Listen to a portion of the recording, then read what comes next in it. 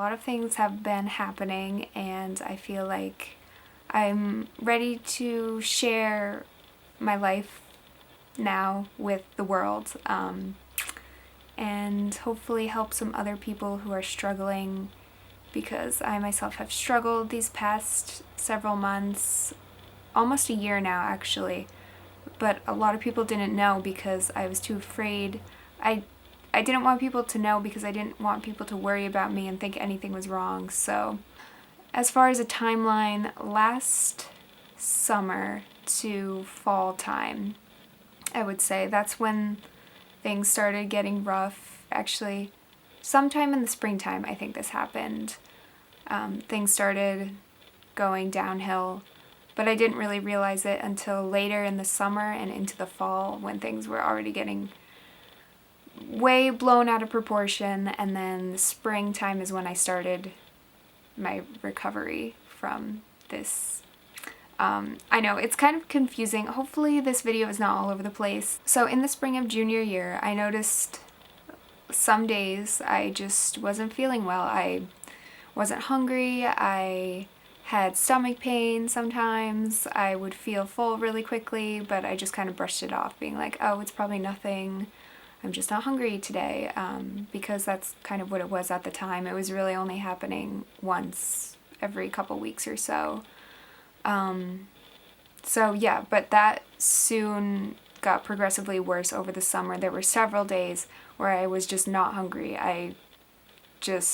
When I started eating food, I would feel full even after a couple of bites. And I actually did some research last summer and I looked it up, and what people were saying, what that was called gastroparesis. Now, at the time, I figured, oh, I can't have gastroparesis, like, that's like a pretty severe medical condition and I'm fine. I'm healthy, I eat healthy, I'm fine. So I brushed it off, which I should not have, because it turns out that's what I had. I didn't realize it until this past March in the spring, once things were already getting out of hand and I had lost a lot of weight because I just wasn't eating properly because of the stomach pain. And all throughout the fall, it was pretty bad too. I didn't tell anyone about it because I just figured that's just the way my stomach was. It didn't like to eat food for some reason, and I thought that was just the way I had to live my life, just be in pain after every time I ate something, which is horrible thinking back now. Like, I should have spoken up and said something. I don't know what I was thinking. But yeah, during all of this time, it made it super hard to just hang out with people because people would always want to get food, and I didn't want to eat because I didn't want to be in pain, which is so, like, not that I would avoid social situations with food, but it was kind of like I dreaded them, which I hate thinking back on now, because food is meant to be enjoyed, and it's meant to be enjoyed with people that you enjoy spending time with. So it's kind of upsetting that I would avoid situations, or not necessarily avoid, but I would dread going to like a party that had a ton of food where I would feel bad if I didn't eat it, but then I would feel sick after. So luckily I never got sick. It never got to that point. I'm actually really lucky in that regard, because a lot of people who have gastroparesis cannot digest food at all. They can't keep anything in their stomach. And those people that can't keep food down, they end up having to get feeding tubes, and it just sounds like a miserable life. But I've seen a lot of people talk about their experiences and they seem pretty positive, so that's actually really good. I don't know if I could be that positive, but I guess you kind of have to be. Yeah, the pain was just getting to me, so I would just stop eating, really. I mean, I was probably eating, definitely less than 1,000 calories a day, probably 700 average, I don't even know if that many on some days, just because the pain was just so bad. And it was just like a constant nauseous feeling. So yeah, I lost a lot of weight, and basically I became anorexic because my body went into starvation mode, And when your body gets to such a low weight, it shuts down your organs basically. I actually had to go to the hospital a couple weeks ago because my heart rate and blood pressure were so low. I was severely dehydrated and malnourished, so I had to go on IVs for fluid and nutrition, and actually having had that bumped my heart where it needed to be, but it was very scary because my heart was failing, basically. My organs were failing because of the lack of nutrition. And going back, I mentioned that I became anorexic. A lot of people probably don't realize, but you can be anorexic without having anorexia nervosa, which is basically a fear of being overweight and restricting your caloric intake. I have anorexia without the nervosa, so I'm not afraid to gain weight. In fact, I really want to gain weight. I know I need to gain weight. I'm super scared when I see myself and I see that I'm super skinny or I'm super thin, because that's not normal. And I'm still in starvation mode basically, even though I'm doing much better now and I'm able to reach my caloric minimum each day. Well, I have been for the past week. Because when I was at the hospital, I got put on medication. I'm now taking Reglan. This is going to be a temporary thing until my stomach starts working again, like the way it should, because my stomach was just emptying super slowly, and that was determined through a gastric emptying exam, which I had at the hospital. So basically, a gastric emptying exam is where you go and eat radioactive food. I know it sounds weird, but it's just eggs with radioactive powder or something mixed in, I think. And you eat that with toast, usually, I guess. I don't really know. But that's what I've heard other people say. So you eat the eggs and toast, and then for 4 hours you are monitored. Well, your stomach is photographed every half-hour interval to kind of see where your digestion is in your stomach, and mine was super slow. Like, my stomach was still mostly full by the end of the 4 hours, and it should have definitely been empty at that point. So that just goes to show my stomach was emptying super slowly, hence the gastroparesis, delayed stomach emptying. And yeah, that's what I was diagnosed with in March. So I didn't really know that I had it until March, until I had already lost all the weight and became unknowingly anorexic. So while at the hospital, I was put on Reglan, which is a stomach stimulating medication, and that gets the stomach pumping the way it should be to digest and break down food the way it should. So that helped a lot. At least I'm pretty sure that is what is keeping me going, because yesterday I ate over 3,000 calories, so that's a pretty big deal for me. And I've been hitting my minimum, as I already said, which is 2,500 calories to gain weight. But actually, 2,500 is actually kind of normal, so I think I need to keep bumping up to keep gaining. But I have gained a little bit, which is good because I'm on the right trend up. I actually gained kind of a lot in a short amount of time, but now it's like plateauing, so I think I'm gonna have to increase soon. I see some people recovering from anorexia, and they have to intake 3,000 to 4,000 calories to increase their weight, and sometimes that doesn't even do it, so that's pretty crazy. But anyway, that's fine. I love food, so it's all good. But I'm pretty sure the Reglan is really what saved me.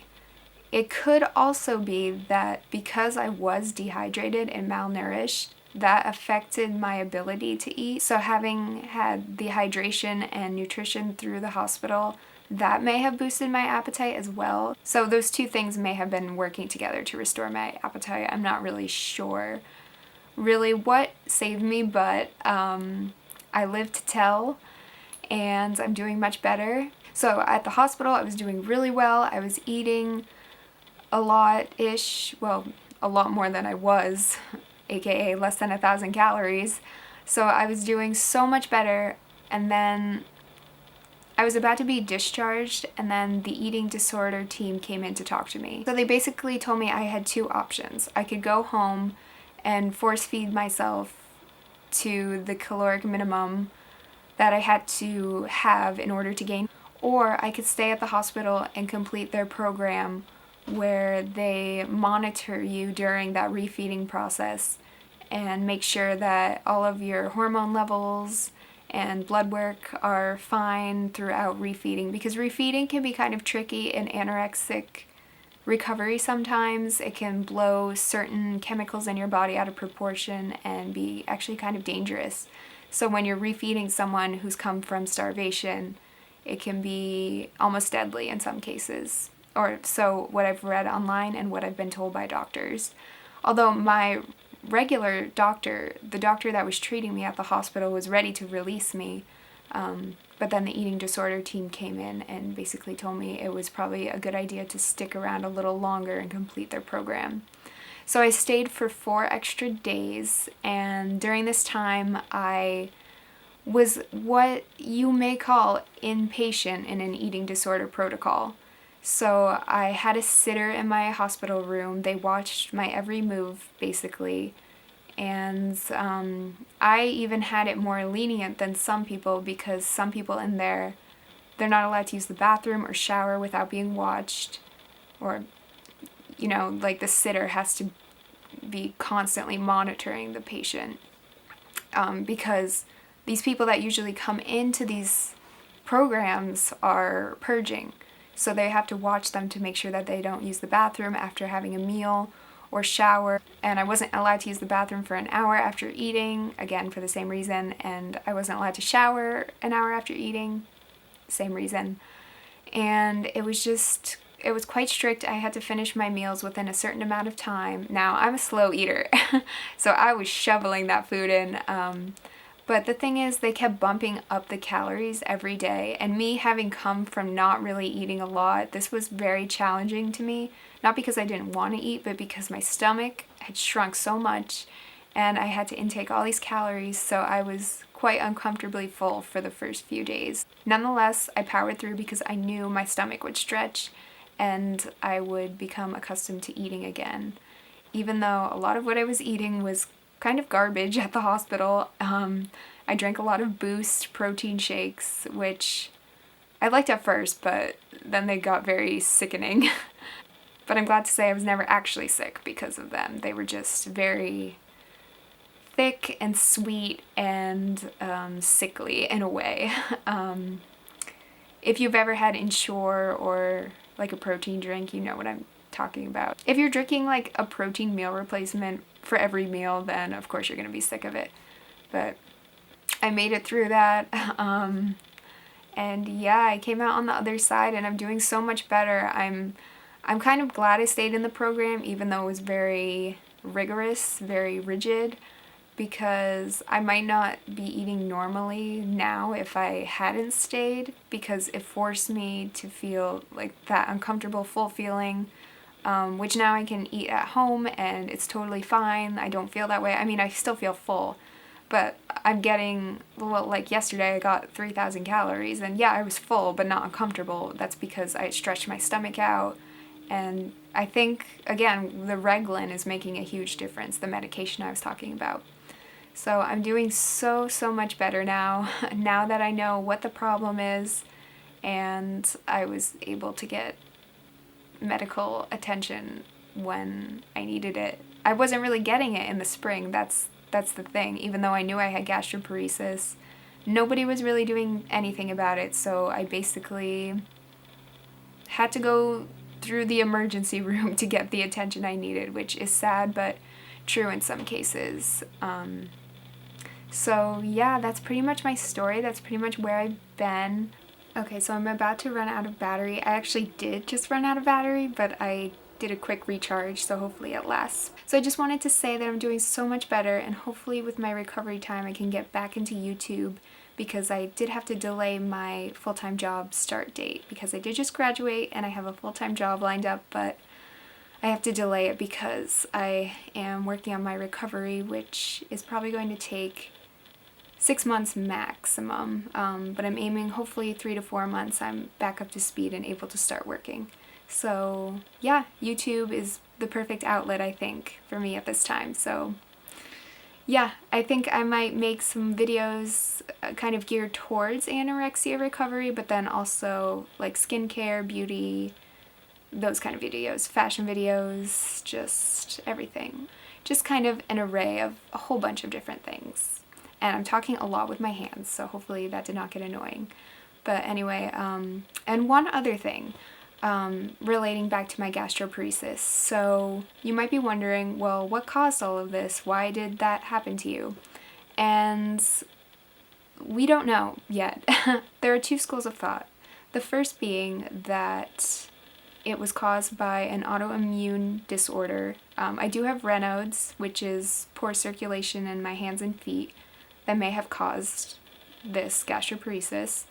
The other theory is that stress at school and not eating properly to begin with is what triggered the gastroparesis, and then further triggered poor eating and weight loss and everything I just talked about. Because it is possible that I wasn't eating enough at school, and that kind of led to my stomach becoming lazy and delaying in its emptying, basically. So that's kind of where we are right now. I'm thinking it's probably the stress theory, but I'm going to go see a rheumatologist and kind of see if it's the autoimmune immunity disorder. So hopefully I can help some people out there who are also struggling. Like I said, I'm doing so much better, and I hope I continue getting better from here. So I think that's going to be it for this video. Let me know if you have any video requests. I would be happy to do them if they are something I can do. If anyone is interested, I can do a Q&A. I think that would be really fun to do, because this video was just hitting the tip of the iceberg, I think. So I would be happy to go more in depth on anything that I just talked about through, like I said, a Q&A, or if people have specific requests, I would be more than happy to do them. So I think that is going to be everything for this video. Don't forget to like this video if you liked it, and don't forget to subscribe to see more videos in the future. Also, another thing, so I'm thinking about doing a what I eat in a day kind of video, like a full day of eating, just to kind of give people ideas as to what I'm eating in recovery if other people are going through it. I think I might make a separate YouTube channel for that, for food videos, because that might just be kind of too much for some people, or just people don't want to watch it if I'm constantly uploading what I eat every day. Yeah, so let me know if you're interested. And yeah, that's going to be everything. So I will talk to you guys in the next video. Bye everyone!